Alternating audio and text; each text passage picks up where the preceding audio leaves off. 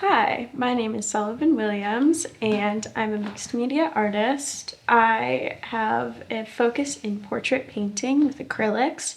I'm a sculptor and I've been an art teacher before, and I have a background in special effects makeup. I've been sort of led towards creative pursuits since I was really young. I've always loved film, actually. That's kind of how I got my start into sculpture, strangely enough, because I started doing special effects makeup that led me to sculpture. But I've always been really inspired by different kinds of media that evokes hard to explain emotions and are a way of like connecting with other people. And when I was really young, I really wanted to be an artist because I wanted to be able to express what I was thinking and feeling on like a complicated level in a way that other people could see it objectively. And so I kind of went about it like a puzzle a little bit, and then I've been addicted to it ever since. When I was really young, my dad was a big theater person, and he had a lot of VHS tapes of different recordings of different kinds of productions, a lot of Fosse. And my very favorite when I was a kid was Pippin, the Ben Vereen version. It had sort of like a mid-century medieval look to it, and it was really theatrical and over the top and kind of dark. And I'd never seen anything like it, and I think stylistically that kind of inspired me to try and create these sort of slightly magical but rooted in modernism worlds. And yeah, also in reading, I was a big reader as a kid. I loved Narnia, loved Harry Potter, Percy Jackson. I've always been really fascinated with these sort of characters that embody a lot of whimsical, natured pursuits and adventures. So a lot of my paintings try and embody that. So yeah, my day-to-day life when I'm doing paintings, because the approach is definitely different if I'm going into sculpture, is I usually like to come at a new painting with an idea or a feeling or a concept. Sometimes it's inspired by music or mythology, history, or magic, fairy tales. I like a lot of that kind of stuff. And usually I come with a concept and then a reference, because I love using photographs of people that I know to sort of emulate these characters, because I feel like I know their faces better than just like any sort of picture. And I can try and capture not only like what they look like, but their vibe, kind of. My most recent finished piece was of my friend Ava, and I think she has this really like specific kind of ancient beauty. She's got a very like Greco-Roman kind of like goddess look, so I wanted to approach her painting from like a Greek mythology standpoint. So I ended up embodying her as Artemis, the goddess of the hunt and the night and water, and the moon. And yeah, so it's usually a reference, a feeling slash concept slash idea, and then everything else kind of gets figured out on the way. It's kind of, I try to practice using my instincts the most when I'm painting. If I don't know what to do next, I sort of search for that little feeling of like, okay, I don't know why I feel like I should do this, but I'm gonna try it because my head is telling me that it could be a worthwhile decision. So it's usually, that's the preparation. And then the process is usually, it depends how big the painting is, but I would usually allot like 2 to 5 days to finish sort of a medium-sized painting, because I work with acrylic, so I have to take into account the drying process because it dries very fast, and so I have to work in really thin mediums and quickly and rapidly, and then also kind of interact with it differently than I would with oil. Whereas oil, you can kind of manipulate it and it dries a lot slower.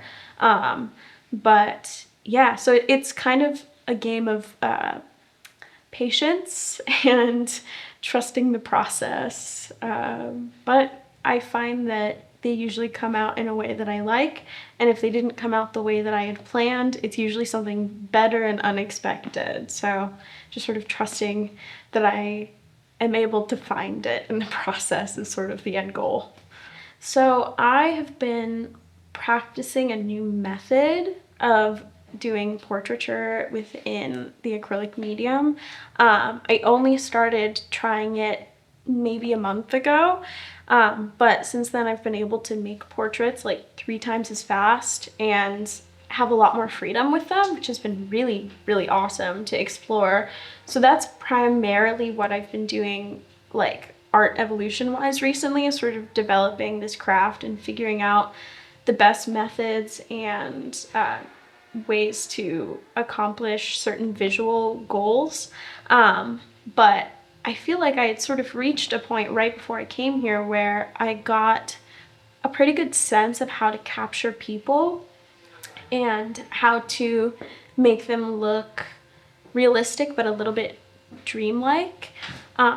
And basically when I was coming here, I wanted to implement a little bit more of my own feelings and my inspirations into it rather than it just being sort of a craft oriented thing, like a skill oriented thing. Because I've been basically like trying to get to a point where like critical skill wise I'm able to accomplish this goal of making a human being. But now I'm sort of winding back a little bit and going back to my roots of whimsy and magical, to try and implement it into these new paintings to show sort of my evolution, but also to show where my heart lays, in sort of fantastical worlds. So that's sort of what I've been exploring here. I would say the best piece of advice I've received as an artist, which is something I tell my students all the time. I've been an art teacher before and I've done art tutoring, is that if it doesn't look good and if it's bad, it's just not done yet. I have fallen prey to the classic, like, oh God, like, I have an idea and it's not coming to fruition the way that I wanted it to. It just doesn't look like how I wanted it to. It doesn't look good. Like, what if it's just a failure of a painting? And that's sort of the mantra that I've decided to hold on to, is that like, yes, of course it looks bad. It's not done yet.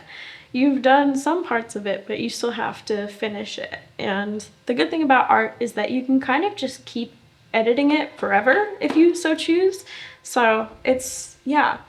Learn to trust your instincts as an artist, because oftentimes you know before the front of your mind knows what you need to accomplish.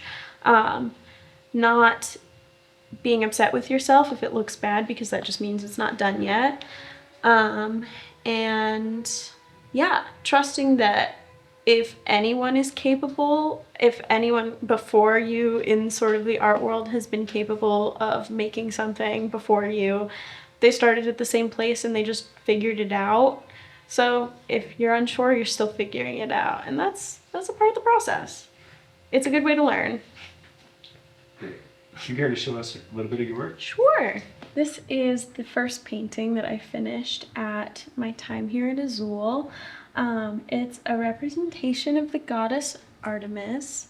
And it's a painting where I've used a reference of my friend Ava, who I think is one of the prettiest girls alive, so I wanted to try and capture her sort of dreamy look.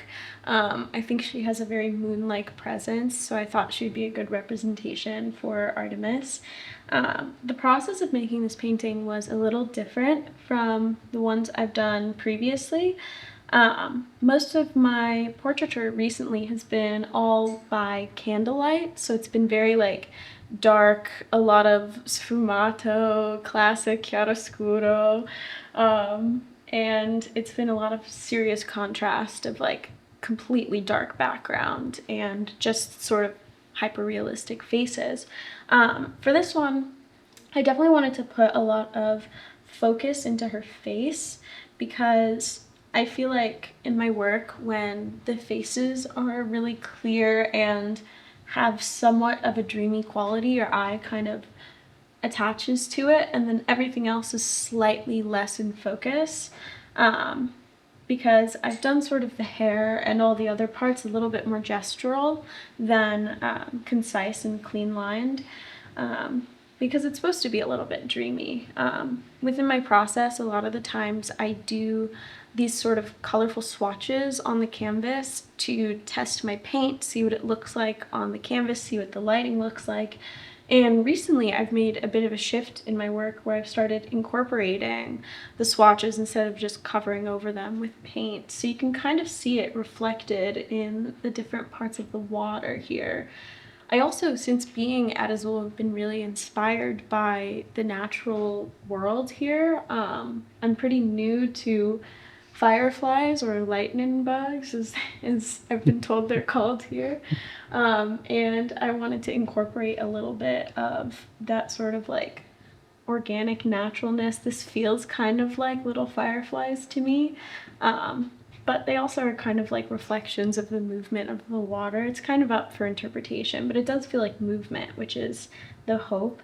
I also wanted to incorporate something that I've been trying recently, which is using pan pastels, which are a reflective material that come in a bunch of different colors, but I've used a lot of golds and blues to show a little bit of shine to the water. I've incorporated it sort of where the water hits the hair, and I'm really excited with how the hair came out because I kind of wanted her to feel a little weightless. Sort of going in theme again with the moon and the water sort of working in tandem to create a gravitational pull. I wanted this piece to feel dreamy, but also a little bit heavy and dense. So when you look at it, you feel like you're kind of faced with something important, but a little bit uncertain. So I'm hoping that comes across or is impactful in some way or another to whoever gets to see it, but I'm really excited with how it ended up turning out. And then this other piece, this is in progress still, this one is not done, but this is a portrait where I've used a reference of my friend Carol, who I also think is the prettiest girl in the world. There's a theme here. But yeah, I really love like the gesture she has with her hands and sort of the positioning of her body. It feels very intimate and very caring. It's still in progress, so it's not done, but it's good that it's in progress because I can show you sort of the swatches and how they exist within the painting. I've been inspired to start keeping them, and I might incorporate it into, this is going to be a curtain that she's sort of moving to show this more bluish light coming in from this side. But yeah, I mostly am unsure of the background as of now because I kind of like it to come to me when I least expect it, because then it feels like it's a part of the process of creation. It feels like the canvas is partially like a collaborator where it gives me a lot of the answers I'm looking for throughout. But yeah, this one I'm really excited with how it's turning out. I really wanted to try and capture this sort of like soft intensity that she has, and I feel like it's really starting to look like her, so I'm really excited.